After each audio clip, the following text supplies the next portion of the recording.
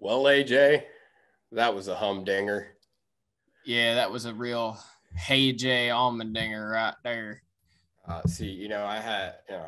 played my words right. You kind of just fucked that up. Yeah, you didn't inform me that you were gonna make that joke, so it's not my I, fault. well, it's You not my kind of fault. you kind of sent me into the 48 on that one. Oh no. Anyway, this is the Big Motor Small Blade podcast. I'm Buddy Pulley. He's Seth Dolby. Are you Seth Dolby? I waved. That means I'm Seth Dolby. Oh, okay. All right. Cool. And yeah, we have to specify that this is the Big Motor Small Blade podcast because we have a new podcast. Whoa. That we do. Yeah. So we also have a podcast that will only be uploaded to our Apple Podcasts and Spotify pages. So Big Motor Small Blade primarily handles the Cup Series. We'll mention trucks and Xfinity every now and then, but we thought they deserved their own podcast. So Truck and Xfinity, they're going to be on the new Bushwhacker podcast. We're going to talk everything trucks and Xfinity on there, solely dedicated to that. It'll be uploaded on the Apple Podcasts and Spotify every Saturday after the Truck and Xfinity race. Sunday morning. Yes, Sunday mornings. Yeah. Thank you. Now, what are we going to do when the Xfinity race or truck race runs on a Sunday? I don't know. We'll figure that out. Well, then we'll have double pod Mondays. I don't know. Well, I guess Cup wouldn't run that way. It could be a double header. Oh, no. All right. Well, we'll have to figure that one out. Yeah. Anyway, so go look at that first episode. Post COTA is up. Now on to this week's episode, Cup Series post COTA. But before we get into that, some midweek news. This actually broke last week, and we didn't get to it in the last pod.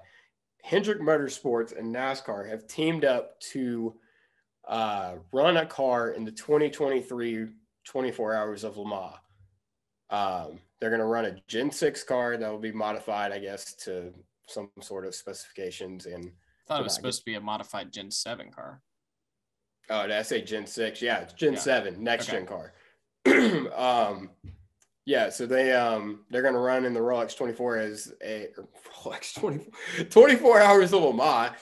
And do you remember what the entry's called? It's like an unofficial entry. Garage 56 or something. Yeah, Garage 56. Yeah, so they're going to be running the 24 Hours of Le Mans. Yeah, no. That'll be where the Gen 6 will run, the 24 Hours of Le Mans. Let's go get one. Yeah, right. But anyway, so they're going to be running in that. There's been a lot of talk about whether it was, it's going to be a advantage for Hendrick. I mean, they already have the track attack program, which is kind of iffy as far as the rules go on that. And now they're getting their hands held, with NASCAR to do this whole thing. But they will be building the car, right? Who, Hendrick? Mm-hmm. Yeah. So they're probably going to build it they're probably going to get the parts from the vendor still and then modify it to whatever sort of, NASCAR said they don't want them to have an advantage. But here's the thing. I feel like to avoid it being an advantage, they're going to gain something out of this, I feel. I mean, I would imagine, but I don't. Yeah. But with modifying it to run Le Mans, I don't know how much that's actually going to translate to the Cup Series. So, like, how much horsepower is going to be in the car? How much downforce? That's fair. I still feel like it'll be some sort of advantage for Hendrick, at least that for the road course program. Yeah. And it's been talked about for years. After today, it looks like they need it. They might need it, yeah. But yeah, I mean, we've talked for years about their track attack program. They have it's kind of side project they got going on, where they take now their Gen 6 cars, so they're kind of irrelevant, but they modify them and do things to them, and go and test road courses. How that's legal and running a Xfinity card in a parade when your Mike Harmon is a problem or whatever the fuck he did. Wait, hold up. Didn't like Alex LeBay and that 36 team at Xfinity try to do something similar to this? Like run their car in like a some sort of road racing, run their Xfinity car in a road racing series, and NASCAR dropped the hammer on them? I don't know, to be completely honest. Yeah, I'm pretty sure that's what happened. That happened like a year or two ago, and now NASCAR is like doing this. I don't know. Denny Hamlin tweeted, he kind of felt it was a little bit sus, and someone of course asked him, he did. Well, yeah, someone asked him, and he's like, I wasn't asked about it, or I wasn't asked to do it. So I mean, if Gibbs and NASCAR were the ones doing this, then Hendrick would have a problem with it. And well, yeah, but if you're NASCAR, I feel like you got to look at this and be like, this does seem kind of like, like we're playing, not necessarily playing favorites, but this could all be just talk, and they end up running a car, and it has no correlation to. Yeah, but I can't. I'm surprised NASCAR kind of didn't run like a generic car and get Hendrick, top Chevy team, Gibbs top Toyota team, get I guess Penske top Ford team to kind of work on it together. That seems like kind of, because like, who are you really going to piss off in that scenario other than the other Ford teams and the other Chevy teams, I guess. But the other Ford teams and the other Chevy teams already work with Hendrick and Penske anyway, so I don't know if it would really hurt them all that much. Yeah, no, I don't. I think that would be a better approach, or at least, like, I guess they can't do it because it's like the non-official one entry they have. But I mean, if you could have done like like a Toyota, a Ford, and a Chevy, and just so you can do whatever. But I don't know. We'll have to wait and see. We got a long way. I would imagine the Cup guys, Chase or Kyle or Alex or William, are probably not going to be able to run it unless it just happens to fall on an off weekend. No, I think they're going to schedule an off week around this. Yeah. Now, well, actually, they may have to schedule two, though. That's the only thing. There's like a test week before. So they did 2 weeks off last year. I think this is worth doing 2 weeks off for to get a couple of Cup drivers in 24 hours Le Mans. Yeah, but that's where it's going to be kind of finicky there when you make an off week. So Kyle Larson and Chase Elliott can go to Le Mans and run this car that, other organizations are already kind of iffy on whether or not they should be able to get this or not. I mean, you can argue that all day, and I don't necessarily disagree with you, but NASCAR is going to do whatever they think they need to do. Oh, well, yeah, of course. And if it means getting Chase Elliott some extra laps on some road courses because it seems like he needs it, then well, no. Apparently Kyle Larson needs more. He was trash today, but yeah, we'll talk about that a little bit. Another thing happened.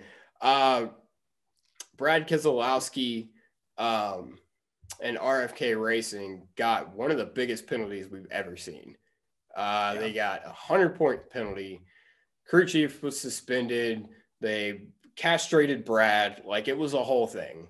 Yeah, 10 playoff points, which he doesn't have any. So he's the only driver now in NASCAR history with negative 10 playoff points. Yeah. Oh, wait, no, he didn't win a stage. No clue. Do you get a playoff point for winning the duel? I don't think so. Okay. I don't exactly remember what I meant to write that down before we started, what they got a penalty for. They were messing with something that you weren't supposed to mess with. One of the parts that, you get from a vendor. Yeah. And whatever it is, they made it very clear beforehand. You're not allowed to fuck with our vendor parts. And they did. Well, I don't think it was a fender, was it? Vendor. Oh, it was something. It was something. Wasn't it something like where the no, wasn't it something like I'm gonna look at it real quick. Rear end. Yeah, you look that up. Yeah. Anyway, it was a huge penalty for them. Brad was already having a terrible season, and today didn't help at all. But yeah, they really dropped the hammer. And I mean, NASCAR said, kudos to them. They said, if you mess with any of the parts that you get from a vendor, you're not supposed to touch them on this next gen car. And they messed with it. And NASCAR made a statement.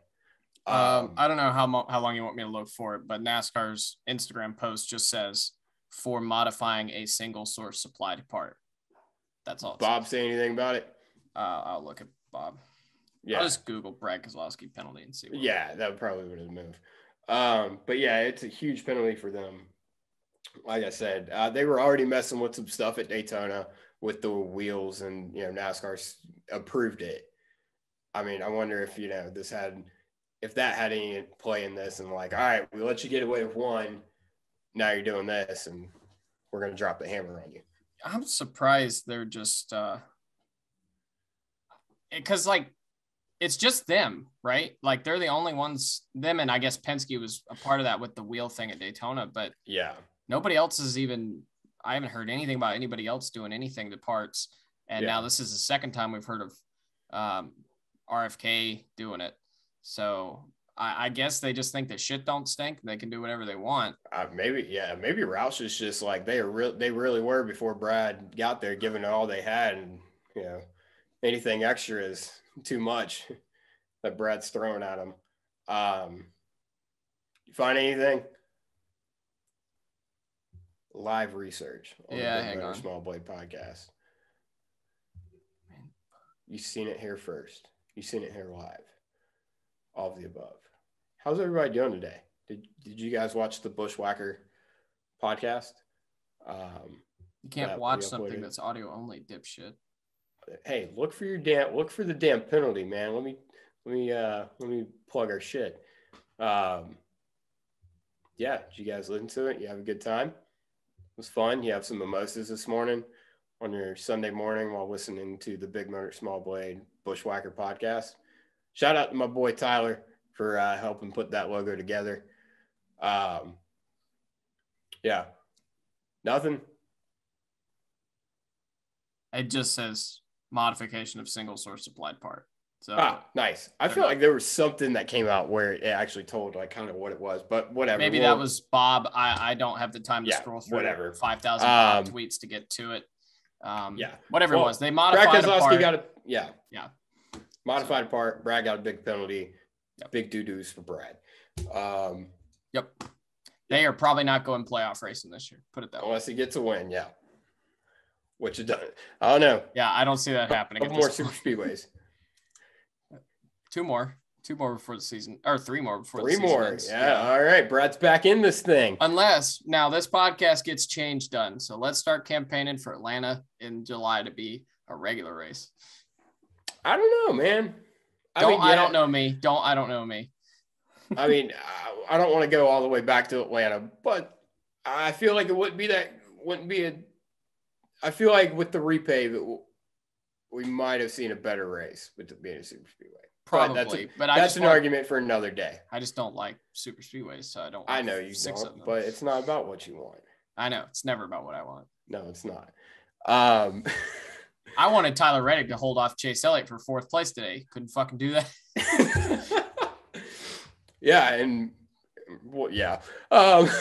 Anyway, before we get into the actual race, I took note of something today. I watched the F1 race for the second week in a row. This is like absolutely like groundbreaking. Yeah. For me, like I don't think I watched a full F1 race ever, much less two in a row. I think you might have watched part of them when I was at your place and woke up in the morning to watch them. That's about it.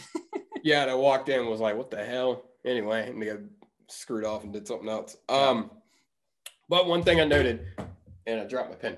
Nice. They do have, like Seth pointed out, they do have a 30-minute pre-race show. But when you tune in for the broadcast, it was at 12:55. By 1:05, they were green. Yep. That is how it should be done. And they got all the important information that you need to hear done in that 10 minutes. Yeah, we got a weekend recap. We got a track layout description of each sector, a description of all the tire compounds, and a starting lineup, all within that amount of time. And they went green, and I was perfectly hyped for the race. Yeah. In movie terms, they got the exposition out of the way before everything actually got going. Now, what Fox did today was save the exposition to 6 laps to go and then start to tell us about sectors. Dude, yeah. Like, what the fuck, guys? Come on. Yeah, I think they might have saw my tweet. Might have just taken them a little bit because I said, what did I say? I don't know. I don't follow tweeted something. You don't follow the Big Motor Small Blade Twitter? Yes, no, you do. I do. I just don't pull up Twitter very often. Yeah. I said something about like they need to take a page out of F1's book, and I put in there like something about the description of the track and whatnot. And I was sitting back there, and they pull up the description of COTA with 6 to go under that yellow, and they're like, they were green. The battle for the lead was raging. Oh, this is when they're green? Yes. Oh, shit. Like, Allmendinger was trying to get underneath. Yeah. Anyway, so they do this under green, optimal time, clearly. Yeah. And they go through sectors. I've never heard NASCAR say sector. I didn't even know that was in, like, their vote. I thought that was, like, a foreign word. I don't know. What's next? Oversteer? Yeah, exactly. There's another word that I'll think of later that was kind of a road racing term that they threw in there. But yeah, they pulled this up, and I'm like, they watched F1 this morning, and they're like, we're gonna do that. Let's throw this together real quick. It took old Smokey in the back of the Fox compound, all race to do it up, but he did it. Yeah, it's just they just don't give you the important information. No, they bullshit around with all this, this cringy mess and make it a show. And you got to listen to Chris Myers give you wrong information. Bubba Wallace isn't a Koch family driver. The Charlotte Roval is not off the schedule. Like, just all the shit that Chris Myers said. Wait, what? Yeah, he said, he was like, we had 7 road courses last year. Now with the Charlotte Roval taken off the schedule, like. Oh, you dingus. Dude, it's just like, I don't know. It's just, it's ridiculous because we see this perfect example of how things should be done. By the way, no commercial breaks on the F1 race. Yeah. By the way. None. Throw that in there too. A perfect example of how it should be done. And then there's NASCAR over here. So yeah, like new TV deal. Yeah. NASCAR has got to take the opportunity that they have in front of them when negotiating new TV deals to, one, bring the production in-house like F1 does. They 100%. Need to do this. Get the best of each broadcasting network. Yeah. Just control it from the source.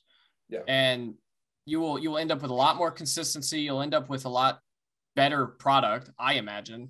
Maybe 100%. Not initially, because there's a lot of infrastructure there you need to get. If you put Mike Joy and Dale Earnhardt Jr. in a booth together, I mean, you're gonna win. Yeah. And then we need to go back to play-by-play driver crew chief. I mean, I guess we are next week in Martinsville. But, I know what you mean. Yeah, Tony was good today, but yeah, I like Tony. I just don't love 2 drivers. I don't mind it with NBC because we do have. Play-by-play crew chief and then 2 drivers, which take it or leave it. But because it just adds another perspective. Like not all drivers, but a lot of drivers have the same perspective and outlook on what's going on a racetrack. And then you have a crew chief that can explain strategy and also has a different outlook and just gets everybody in the booth thinking more, and that's always a good thing. Yeah, which luckily we do have Larry Mack around occasionally in Charlotte in the studio, but not enough. It's not the same. Yeah. And fuck, I had a point. I don't remember. 3, 2, yeah. Well. And when they do this new TV deal, if you keep it in house, streaming. Yeah, I want all of you to comment down below. If you would pay for a NASCAR broadcast to be commercial free, if there was like a network option where you had commercials, but there was an option on a streaming service that NASCAR had where you could watch the race with no commercials, would you pay for that? Put that in the comments below. And how much would you pay? Yeah. A year. I would pay upwards of $300 a year. Yeah. I mean, we pay $350 for Dirt Vision and Flow Racing that we need to watch more of. Yeah. I mean, we watch this religiously. Yeah, we definitely. Yeah. 300 a year. 300 a year. Yeah. That's fine with me. I'll do it. Moving on to the actual race. It's a damn shame that we have such a shitty broadcasting team not team, Mike Joy, Tony, Clint Good, but broadcasting network, because the on-track racing product is fantastic right now. Yeah. I mean, and COTA, I'm so glad we went here a second time. I thought they were going to axe it, just being stupid. They were like, oh, well, it was a shit show last year. Fuck the fact that it was raining and whatever. We're not going back. No, they came back. They did it again, and it proved that, we belong to COTA. It was a hell of a race. Yeah, the last 35 laps were – you couldn't take your eyes off the TV. It was really all race long. I mean, it's such a big racetrack, right? Yeah. I never noticed. I think the biggest lead anyone got was when Daniel Suarez was like a second and a half in front of Blaney. It amazed me how little guys could get away from each other. I thought every time like Ross would get back in front or somebody, I was like, oh, he's going to drive away, and just never could drive away. No, I think this new car, next gen, has changed something, Seth. It's changed a lot. I spoke too soon. Yeah, you did. Any point in the day, you would look at the top 5, and there'd be some, normal guys up there. You have your Blaney's, your Elliott's, your Bowmans. Even that wasn't normal a couple of years ago. Yeah. But you'd look up there and you'd have like, oh, there's Chase Briscoe's going for another win. Who would have had that on our bingo card a couple of races into the year? Or, you have Ross Chastain, absolutely dominating and ultimately winning the race, but we'll talk about that in a little bit. But, hell of a race, but it wasn't perfect. We had some gripes with it. COTA's too big of a damn track to not have local yellows. You said local yellows. I also have a point, and I can't take credit for this. Someone on Twitter posted it. I think it was actually Kyle that posted it on there. That we need to restart the race like on the backstretch or something. We don't need to, like, caution laps are just too damn long. Yeah. Here. I don't hate that idea. Yeah. Well, also it would help if we didn't, have to wait for the pit road to be open. Yeah. That's part of that problem. They could have expedited some of these yellows a lot. Yeah. I mean, we did it.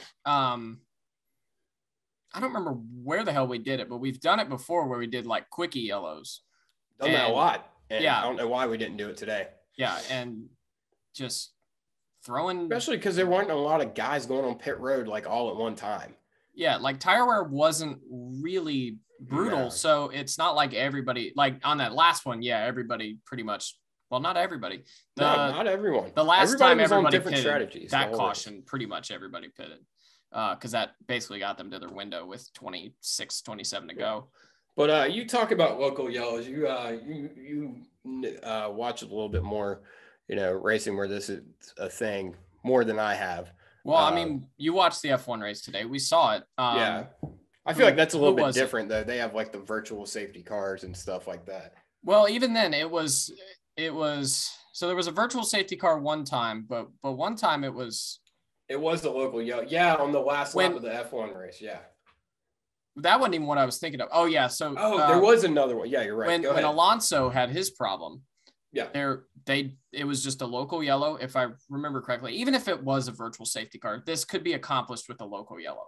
Yeah. And yes. Explain what a local yellow is for someone who it's when you pick there's an incident in a, say, turn 3, 4, 5 complex at Road or COTA today, not Road America, COTA. And you throw the yellow in that section, come over the radio and make sure everybody knows, hey, it's a caution through that section, tread lightly, act like we're under caution. Everywhere else, you stay green, you race. Only thing I've thought about with that is how do you police it? I feel like there's going to be Delta. There's going to be, yeah, I guess that's. Yeah, you pick the. I mean, it's a timing. There's timing lines there, so you pick the timing lines. True. You pick your speed, whatever it is. I feel like NASCAR would just Jimmy Jack this all the way up. See, that is part of the problem too. I wholly agree with you. NASCAR would completely mess this up and let guys get away with passing in the local yellow and that and. We definitely need local yellows. We also need to get rid of stage cautions at least. This today wasn't really a good example of it, but a lot of times stage cautions at road courses really screw up everything. Well, it's like the stages were so short, and then the last half or 60% of the race, I guess, was run like that, and it was like I forgot it helped a little bit.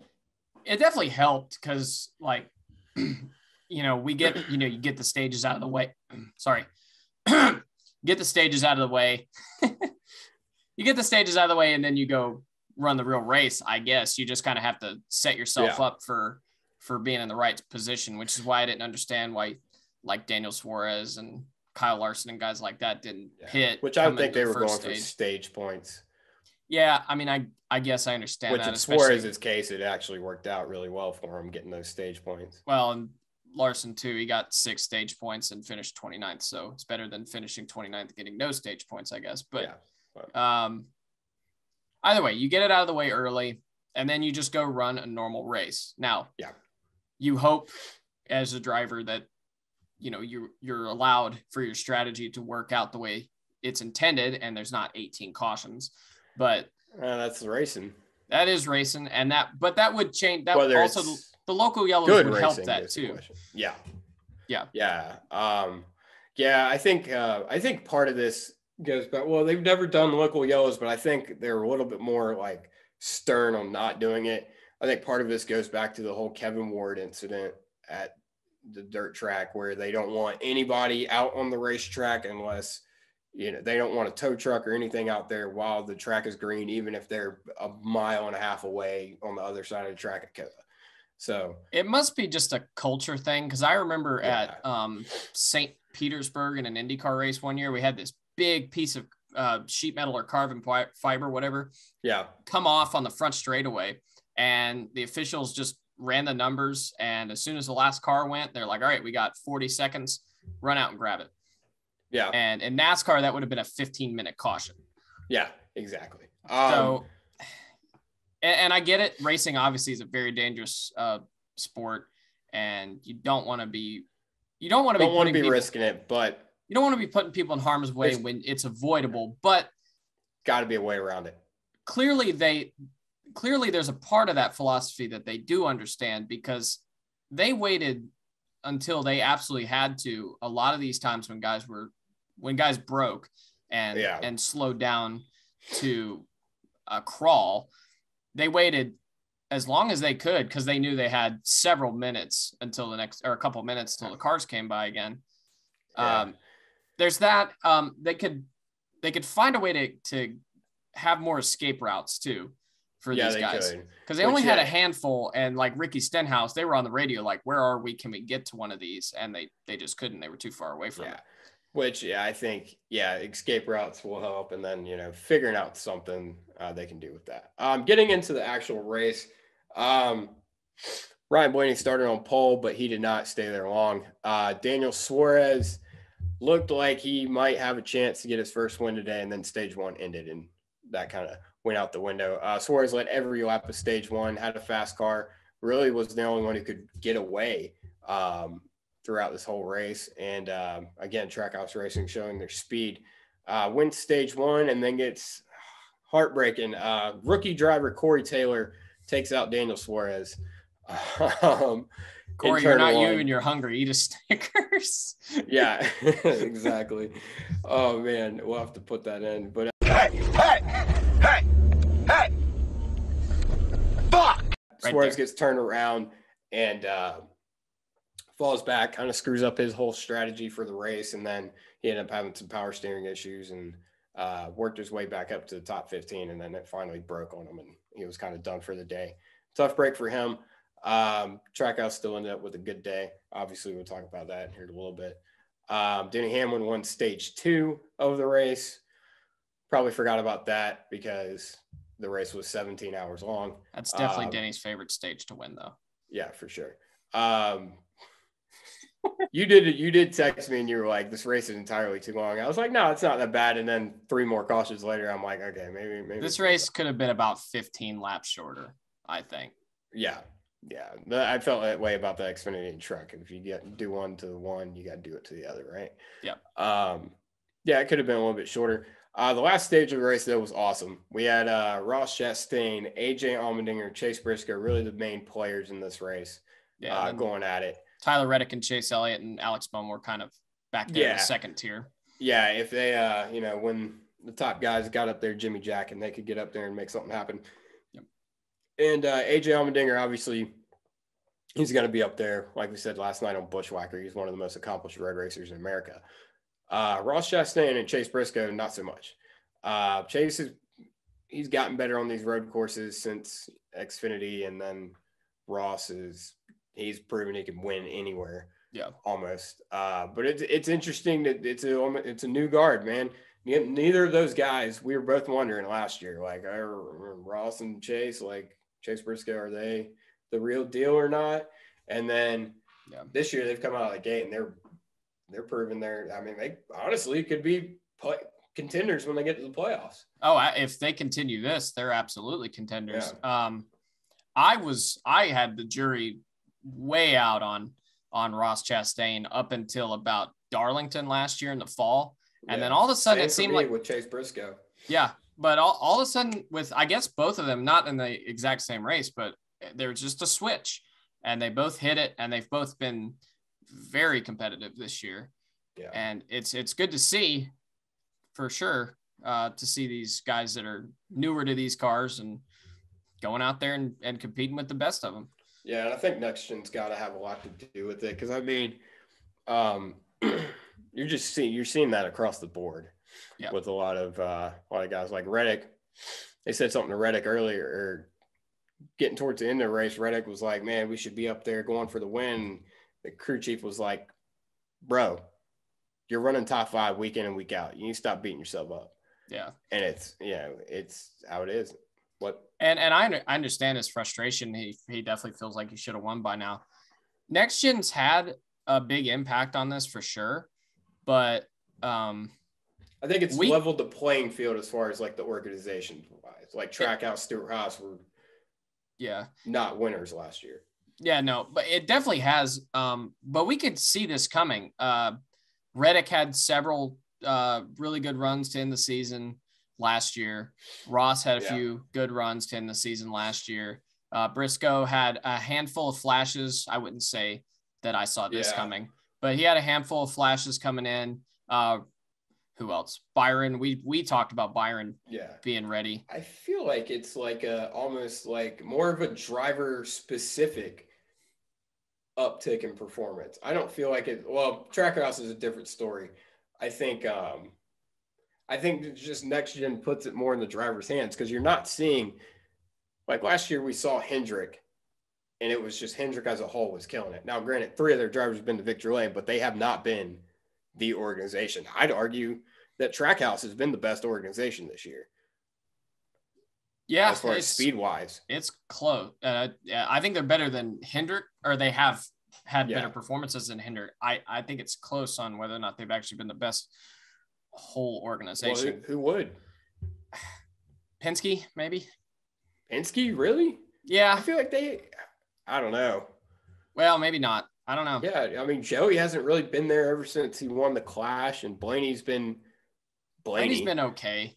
Yeah, Blaney's been okay. He hasn't been Ross Chastain throwing out 4 top 3 finishes in a row. Suarez is, Yeah. All right, you won me over. It's track. Yes.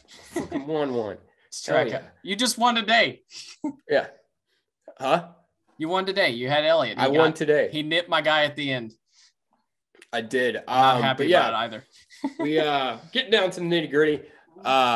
We NASCAR this weekend enforced track limits for the first time like ever. Kind of. Yeah, kind of. And well, no, not for the first time ever. They've been doing it the Rovals for a hot minute now, but true, yeah. First time on a like true traditional road course where what happened last year they had turtles. Turtles on the inside of the S's, and they removed them this year. Probably because of what they saw in Indianapolis last year. Yeah, probably. Guys launching over them. And, NASCAR said, okay, we removed these turtles, but, you can't get 4 tires all the way below the rumble strips in the S's. And we saw it bite a couple guys early. We saw, who was it? Boris Said got 2 penalties for that. Shout out to Boris Said. Said heads are back. Got my Boris Said shirt on. But what did he say? What did Boris say, buddy? Who said? Boris Said. He said, I told you to pick Ross Chastain, Dan. Yeah, probably. Boris got a couple penalties for that. Someone else did. I can't remember exactly. One guy who didn't, who I felt like should have, was Chase Briscoe. Chase Briscoe, it wasn't necessarily him going, like, trying to get too much in the rumble strip. It was more of he was out of freaking control. And yeah, you tend to be out of control when you get doored in the middle of a corner. Well, not. So here's what happened. Chase is, up there going for the win. Him, Allmendinger, Chastain. Chastain's kind of gotten away on a restart. And Allmendinger and not Reddick, Chase Briscoe are going at it. And Briscoe makes contact with AJ Allmendinger, sends him off through the middle and cuts one of the turns in the S's. Briscoe comes back on track, and NASCAR debates whether they should give him a penalty or not. He went from 3rd to 8th, right? But the penalty all day had been, a drive-through penalty. I argue that he should have gotten penalized. He ended up pitting anyway, so it wouldn't have mattered. But here's why I think he should have gotten penalized. Is because you go back and look at it, he screwed up turn 1 that was on him, right? And then he's trying to get too much. You see him before he even hits Allmendinger. He's out of control. He's coming off the corner sideways, and that's why he hit Allmendinger. It wasn't Allmendinger. Allmendinger moved to the left. He moved to the left, but you look at Briscoe, and Briscoe is sideways. Well, and then Allmendinger moves out, and he goes through the thing, and it's like, I don't know. I saw that as more he was getting too much and just driving in over his head in that particular corner. Here's my thing. No matter what the situation is, if there's contact, you end up off the track, whether you're forced or whatever, and then you lose 5 spots, I don't think you need a drive-through penalty. Yeah, but here's the thing. You open up that can of worms like you do at Daytona and Talladega, where you kind of walk the line between getting forced off and going below the yellow line. And, I think either way, in any of those scenarios at any of those tracks, you get whatever happens. If you lose 5 spots, you've been penalized already. It's not necessary to add on to it. Yeah, and here's the thing. If they hadn't had made this a rule, yeah, that would have been fine. But my problem is they made it a rule, and then they went back on it just because, he made a little bit of contact with AJ. I mean, either way. It didn't end up playing into anything because he ended up pitting anyway. But then he had a tire go down at the end of the race or something. Yeah, I don't know. Yeah, everybody was going freaking everywhere. Everybody was spinning out. We saw Denny Hamlin spin. We saw the money team, Kaz Grau, my boy. He spun out a couple of times. And Joey Logano ran out of talent, took out Larson. Just to say that. He got hit, didn't he? I don't care. In Joey's defense, that one time he was leading. Joey spun out a couple of times. Joey was a dart without feathers today. He was. But that one time he was leading on the restart, and then he was being Joe today. He wasn't Joey. He was Joe today. He was Josephus. I don't know. Shut up. I don't know what that means. But do you remember the one where he was sitting there leading and that thing busted loose on him? And he was able to save that thing. So I give him a lot of credit for being able to save that car like that. Now, yeah, but also I don't give him much credit for how stupid he was to get it all. No. Right there. Yeah, no, but that was pretty wild. Yeah. Joey doesn't get a whole lot of rope on this one, but because he, drove like a dickhead. But he ends up wrecking and taking out Kyle Larson and Kurt Busch. And that ended up being, was that the last caution of the day? I think that's what ended up being the last caution. It doesn't feel like it was, but you're probably right. Yeah, there were so many cautions there at the end. We saw Stenhouse, Eric Jones, and Lawrence Hesselberg all stop on, or Heseman. Heselberg's the team. Heseman, yeah. Okay. They all stopped on track, which brought out yellows there towards the end of the race. It's just kind of cautions breed cautions at the end of these things. That's how it always happens. Yep. We've never been to any of those, right? Indian Road Course. God, we've been to quite a few of them. Yeah. Anyway, Chase Briscoe's out of it. Now it's down to AJ Allmendinger and Ross Chastain, which had an epic duel going on. AJ was hounding Ross, and then we started getting the yellows. Brought some guys back into the play. We saw Tyler Reddick. He actually got the lead on a restart. Yeah, he did. And it looked like Tyler Reddick might steal him one here. I thought I was about to get me some 5 points. Hey, man, yeah. And then to be true. Yeah, exactly. Reddick was not the man today. We were right about a first-time winner, but just not the right one, right? Right idea, wrong execution. Yeah, exactly. But anyway, let's get to the final restart. Set up. It's Reddick and Chastain side by side. They go into the first turn, and Reddick goes in there, loses Reddick clears them. Chastain moves them. Yeah. Going into 2. And it's going to be a common theme here in a second. Ross moves Reddick out of there. Reddick kind of gets squirreled up and falls back to 4th behind Allmendinger, Bowman. Now it's basically Ross Chastain's race to lose, and he did give it away, really. Just about. Yeah, I mean, he ran the last lap. AJ Allmendinger hounded him, and really we had seen AJ like get at him, but we hadn't seen him be able to really get close enough to make a pass on him, and he did. Makes the pass on Ross, kind of washes him up coming out Ross uses him up going in. Go ahead. Well, he kind of forced him into a mistake a little bit coming into, 10 with like 2 to go. That's kind of what started. Yeah, that is what, AJ Ross screwed up, and then they went down in the 1, and Ross runs AJ wide. Yeah.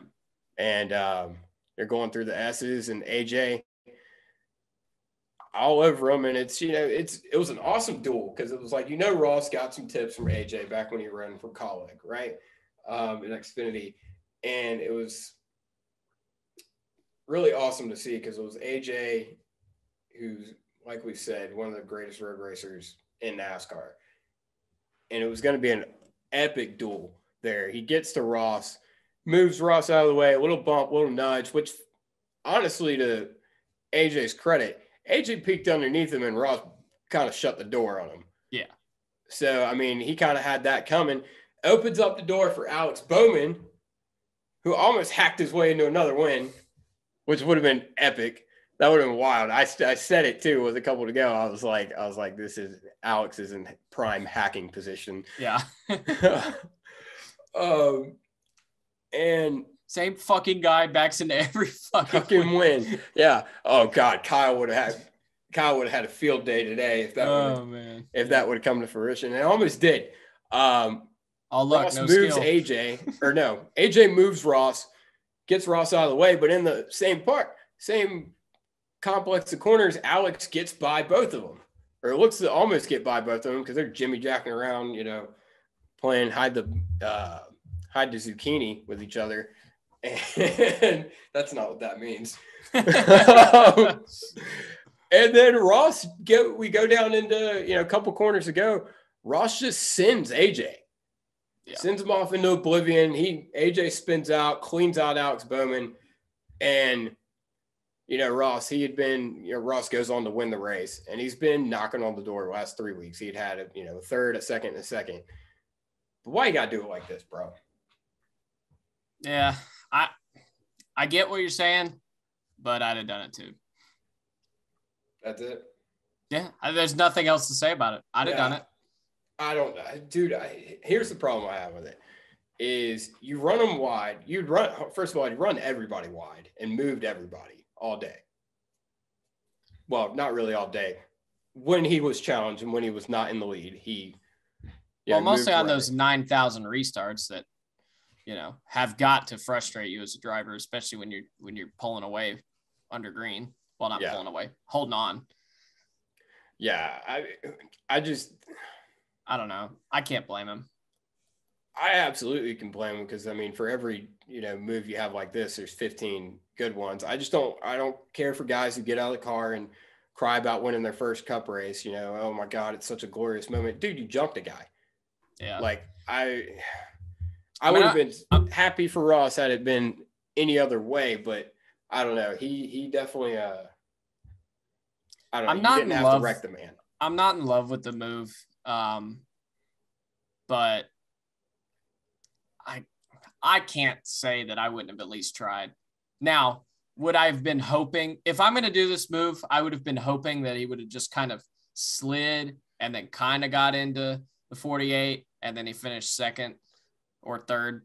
If that was what he was thinking, that was some poor judgment on his part because he was sending the 16. There was no question about it. I mean, if that was the objective, then mission failed successfully, I guess. Mission failed. That's exactly. I think that's what. Yeah. I feel like that last lap for Ross is just mission failed successfully.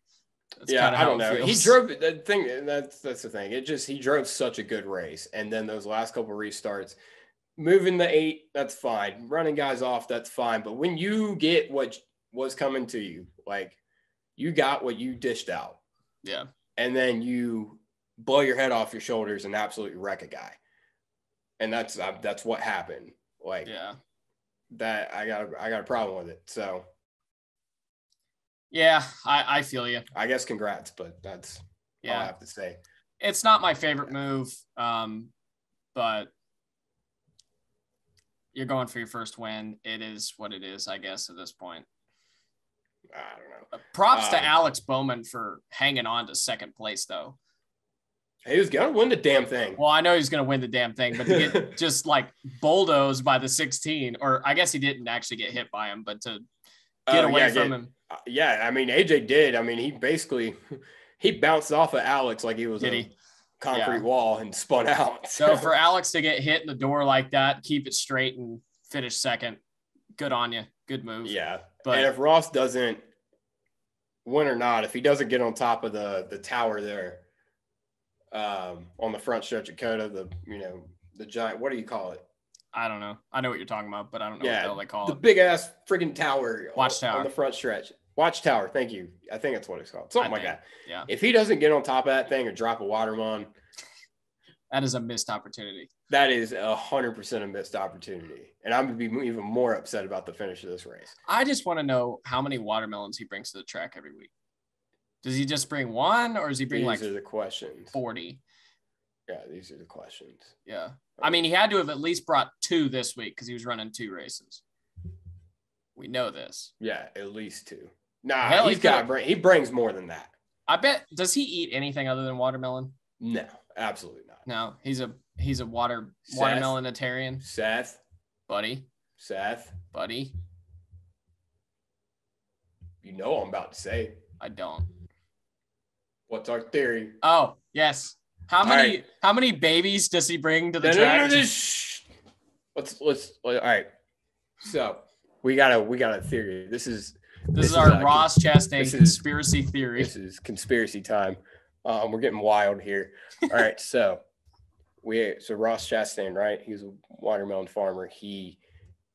When he wins a race, he smashes watermelons. You'll probably see it in the thumbnail of this video. Or you'll see him smashing AJ Allmendinger. I don't know. That probably both. Also doesn't mean that. Anyway, smashes a watermelon when he wins. I guess we're debuting on the hub, right? I got a theory. Ross Chastain is a watermelon in disguise as a human, right? I'm following. And he smashes watermelons, right? So that means there's an alternate universe where watermelon are the people of the world, and Ross Chastain is a human dressed as a watermelon to fit in with the watermelon people of this weird watermelon universe we have. And Ross, as a human, dressed as a watermelon, smashes babies. I'm just saying. You know what's funny is well, first of all, do you have any proof of this? Do I have any proof? Let's not talk about that. Okay, so no. So that means this is a hypothesis, buddy. You need to get your science right. Anyway, in this alternate universe, what's hilarious... I haven't used the hypothesis theorem since... well, you just did. You just called it a theory incorrectly. Anyway. That was a joke, but you didn't get it. Whatever. In this alternate universe, it's a Pythagorean theorem, not the hypothesis. I know that was a joke. Can I continue here, sir? Sure. There's like a watermelon buddy pulley. I don't know what watermelon buddy pulley's watermelon name would be, but I think it'd just be watermelon buddy pulley. But probably, yeah. There's a watermelon buddy pulley spitting out this exact same hypothesis, but about the human reverse. Yeah, probably. Yeah. It's happening right now. In fact, Watermelon Seth is sitting here telling you about the fact that there is this other universe doing the same thing. And it's called the big water Smol Melon podcast.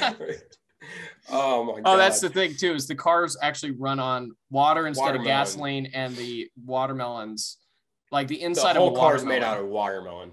Everything in this world is edible. It's like Charlie and the Chocolate Factory, but watermelon. Wait, so watermelon, it's like a gingerbread house. So gingerbread men live in a gingerbread house. Watermelon people live in a watermelon house? Yeah, it's the exact same. This is Ross Chastain's wet dream. I'm going to write a book about this. Do it. So anyway, I don't know where we got off on this. I do. Ross Chastain wins. Like it or not, he did have it coming. He'd been up there up front. Gets Trackhouse Racing their first win. Pitbull is a cup winner. I didn't even think about that. Pitbull, Mr. Worldwide, is a cup winner. You know what? I believed that they would win. I also believe that they would win. Yeah. And they're going to give us everything tonight. Well, they are going to get super wasted. Probably, yeah. I mean, like chocolate wasted. Dolly. It's cool because it's a second year team. They kind of came into the sport last year, and it was kind of random. I'll be honest with you. It was very random when it happened. Yeah, and we didn't really expect much out of them. They came out of the gate pretty strong for a first-year organization, one-car team with Daniel Suarez. Had some top 15s and some top 10 runs, led a bunch of laps to Bristol Dirt Race, got themselves top 5. And then this year, they bought Ganassi, and they've just been, I mean, like we said, they're almost the best team out there right now. Yeah, I mean, if you think them just announcing their existence was random, then them buying Ganassi was out of nowhere. And now them being, like, the fastest team. I mean, they're beating Hendrick right now. Yes. And, I mean, let's look at Hendrick for a second. I think Alex Bowman's almost their best driver at the moment, or at least most consistent. Isn't Chase still leading the points? Chase is leading, probably still leading. Okay, so maybe my argument. Okay, Chase and Alex. It's not who we thought. Kyle Larson's kind of been snake bit a little bit. Yeah. Yeah, you said you were worried about him. A little bit, but like only because it stems from obviously they win Auto Club, the 5 team, and then it ran okay at Vegas. Yes, they did have an opportunity to win the race on the last lap, but they weren't going to win it without a yellow. Yeah. Phoenix comes around. They ran good. Valve spring broke. Whatever. Shit happens. And then wreck. And then Atlanta, they wreck, which, whatever, super speedway. And then today, they just weren't there. And it took it 7 wide on that restart. Yeah, and kept going all the way to the grass outside on every restart into turn 1. Did not work ever. I'm like, Kyle has a really bad tendency to do things that doesn't work and continue to do them. Kyle, if you're listening, which of course you are, because you're the biggest fan of the Big Motor Small Blade podcast, insanity means doing the same thing over and over and expecting a different result. You've got to stop. Yeah, he is pretty bad about that. Yeah, here's the thing. I mean, I wouldn't be too worried about him. I think last year, he didn't want to step on any toes. He was super consistent, but I think he just put together really clean races just because not only did they had probably a leg up on the field like they don't have this year. Yeah. But they also probably just wanted to get some clean races. They weren't worried about, just going out there and, rubbing their nuts all over the field. he probably, he came back from suspension for, something that was relatively controversial and probably just didn't want to ruffle any feathers. Now he's the defending champion. He wants to go balls of the wall. He wants to win, and he's already got to win in the playoffs. I mean, I feel like it's the only concerning he'll get out of this funk and he'll probably win, go on a tear. Yeah, I mean, the only concerning thing is that your next two, so he's on a string of 3 in a row bad races, or bad finishes at least, and here's what will surprise you. Yeah, but now we're going to go to Richmond, and that's what I'm saying. Here's where he'll surprise you. Yeah, Kyle Larson running good at Richmond during the day would absolutely surprise me. Yeah, he's done this twice, and his best finish is 18th, 2 laps down. So, but that's the Kyle Larson report. I gave you that one. The Kyle Larson report. Yeah. Now for I don't know where Happy is, so I don't know if we can do the Kevin Harvick Happy Cat report. He walked behind you at one point, but yeah, he did. Happy, where art thou? Happers McGee. Happers. Anyway, we need to come up with a middle name for Happy. I realize he doesn't have a middle name. Not here, not right now. Yeah, Michael. Okay, cool. Shout out to this is funny. Shout out to my GM Michael that he said he listened to the podcast for the first time over the weekend. Hi, Michael. So many fucking Michaels. I know. Bro. Like, what is the deal with all the Michaels? All right, everybody, comment down below if your name's Michael or if your middle name's Michael, or somebody named Michael. Or no, I think. Yeah, fuck it. Yeah. Anyway, Happy Cat Kevin Harvick report. Sorry for clapping in everyone's ears. Kevin Harvick, I thought he was going to run 22nd today. Seth, you said he would surprise me and run 21st. He ran much better than that. I said 22nd. Doesn't matter. It does. Can't lie to the people. Yeah, anyway. He ran about 15th all day. Respectable. Yeah. Solid. Hey, man, look, them curbs, he said coming into the day, these them taking out these curbs really fucked them up because they had put all the sim time into – running with the curbs. And then they said it added, that's one thing. It did cut the lap down a second and a half. They said they got that much more out of it. But anyway, so I'm going to use that as an excuse for Kevin. He ended up 11th, right? Yes. Yeah, he ended up 11th today. Respectable performance for Kevin. Didn't really expect much from him today. Got handed to him. That's been your Happy Cat Kevin Hart report. Meow. Wow. So I think it's time to put it on the bitch scale. It is time to put it on the bitching scale. All right. What is the scale? Highest, the tower. Tower? All right. What's the lowest? Yeah. Joey Logano? No, the bottom of the hill. Okay. On the front stretch. All right, then. I am going to put it at I don't know how you don't put it at the top of the. It is too long. Okay, fine. At the tower's 128 stories high. I'll put it at like 123. I'll put it 52 feet up on the tower. All right. 52 feet? Yes. That tower is probably like 3,000 feet tall. It's not 3,000 feet tall. No, you're right. 52 floors? You're putting it right in the middle? No, it's more than 100 feet tall. He said it was 100 feet taller than the Statue of Liberty. No, I'm saying it's 128 floors. You're putting this right in the middle. No, I didn't say 50. Mid-ass race. I didn't say No, that. I didn't say the 52nd floor. I said the 52nd. Your units of measurement was not an option. You didn't establish the units of measurement. I did. Floors. You didn't. No, you didn't make floors the bar and the bottom of the hill. Where you at?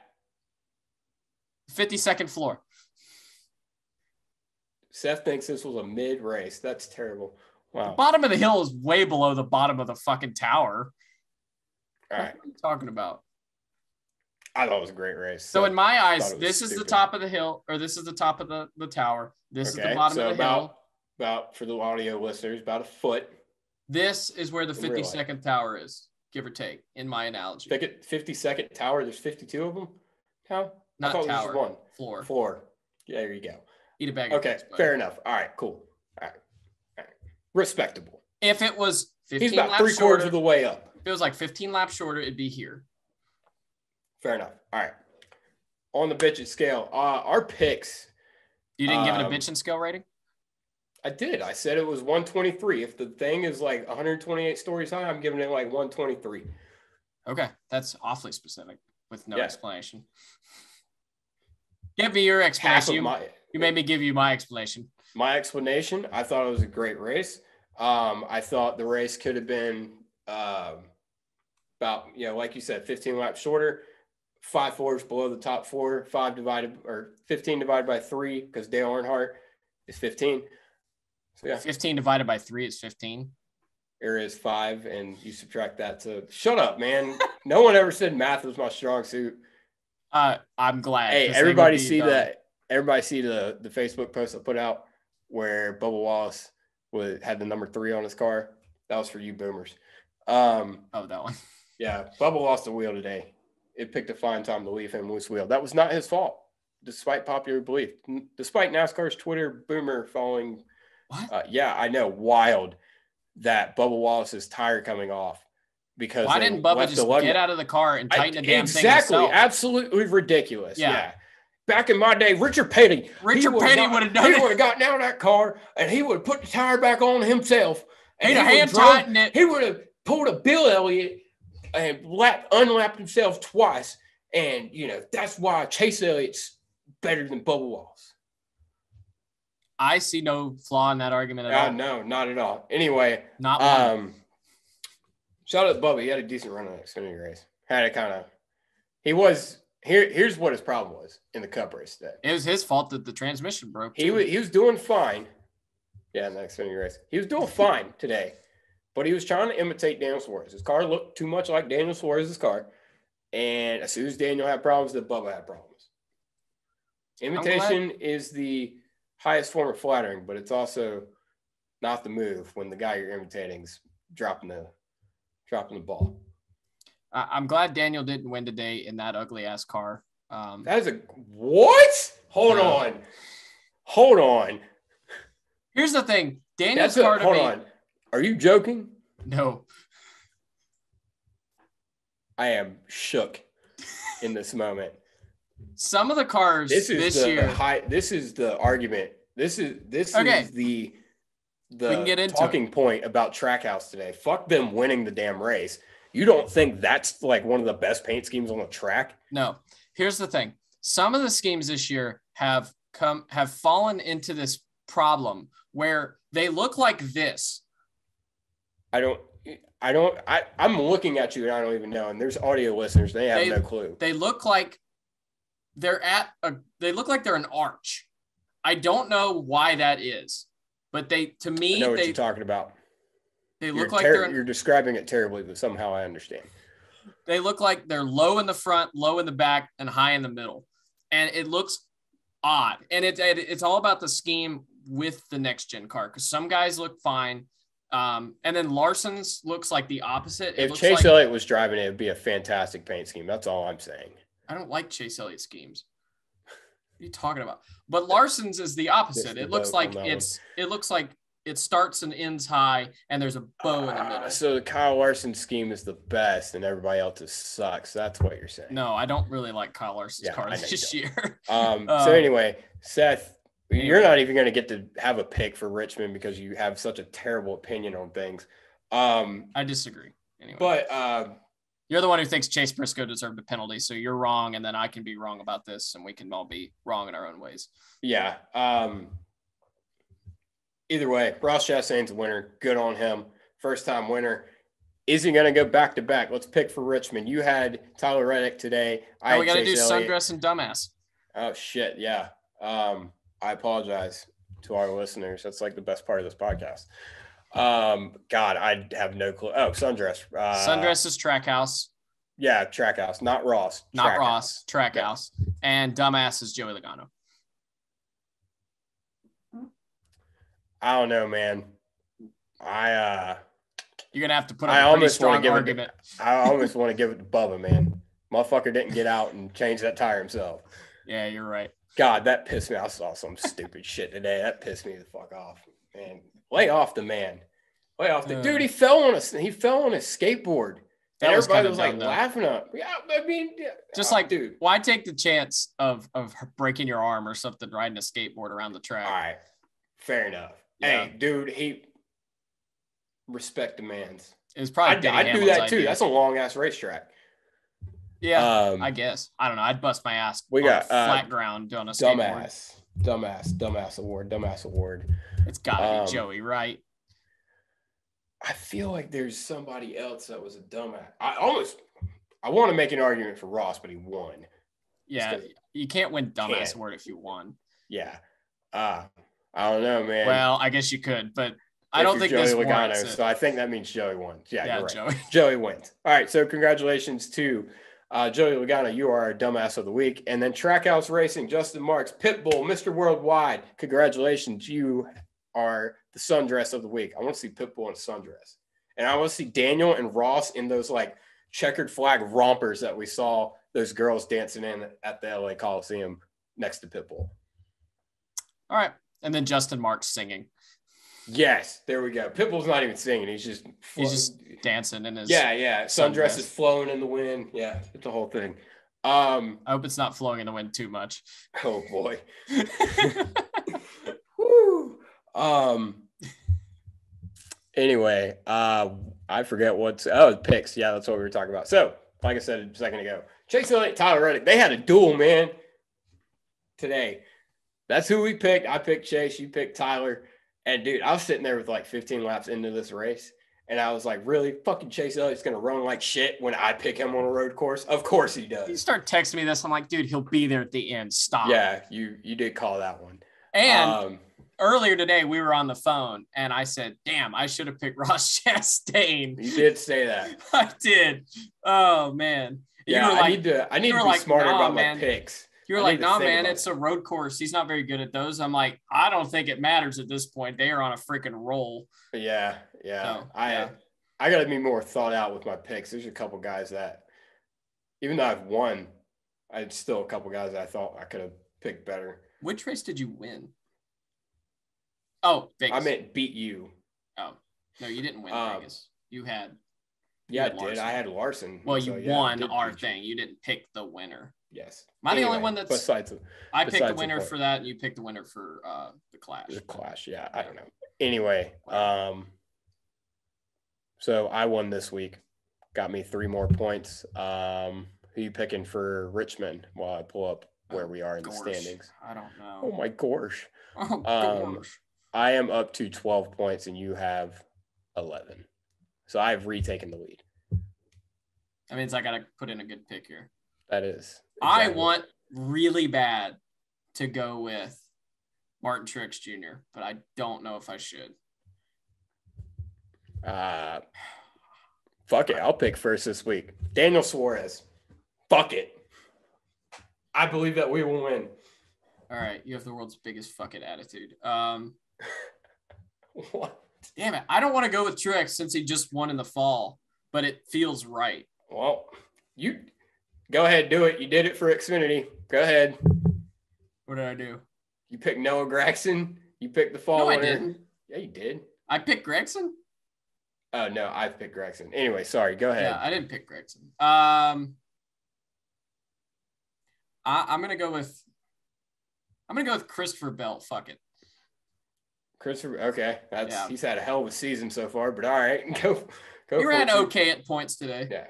I picked that's who I was thinking I should have picked was Allmendinger today. And I felt stupid for not. But it ended up working out. Yeah. During the initial start of the race, I was like, why didn't I pick Cindric?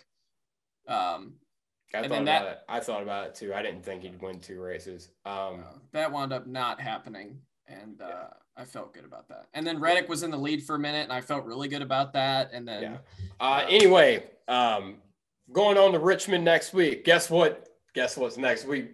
It's the return of the Buddy Pulley Safari. You're a little bit off on that one, Chief. Yeah, whenever you start, I have zero rhythm. Whenever you start making noise, we're going to Richmond next week, and your audio cuts out, and I can't fucking hear you. Anyway, Just letting you know. Not here. Richmond next week. We're going. It's the start of Small Blade Spring Break, baby. We are going to be at the next 4 races. We're going to be at Richmond. We're going to be at Martinsville. We're going to be at Bristol. And, boy, we doing the big one on the boulevard at Talladega. So, yeah, get ready. We're coming to a track near you. I'm already tired thinking about it. You're already tired thinking about it. Yeah. So if any of you guys who are listening to this right now are going to be at Richmond or any of those other 4 races, hit us up on any of our social media handles and we'll come. You can be on a buddy play safari. Yeah, it only costs $5.99. It does not cost anything. In fact, we'll probably give you a beer. As long as I come out of your budget, I'm fine with it. Yeah, exactly. So yeah, hit us up. We'll come see. We'll bring the buddy play safari to you. We're bringing the Buddy Pulley Safari to the people. Yeah, exactly. Yeah, that's it. That is it. That was Circuit of the Americas. This has been the Big Motor Small Blade podcast. I've been Sundress. You've been Dumbass. Okay, he can be full of shit if he wants. He's been Dumbass, and I've been Sundress. He's been Small Blade, and I've been Big Motor. I heard that. Eat my ass and balls. Thank you for watching / listening. Shut up. I'm doing the outro, damn it! I apologize. Yes. Follow, listen, watch. We'll see y'all next week and maybe later this week. I don't know. Take care.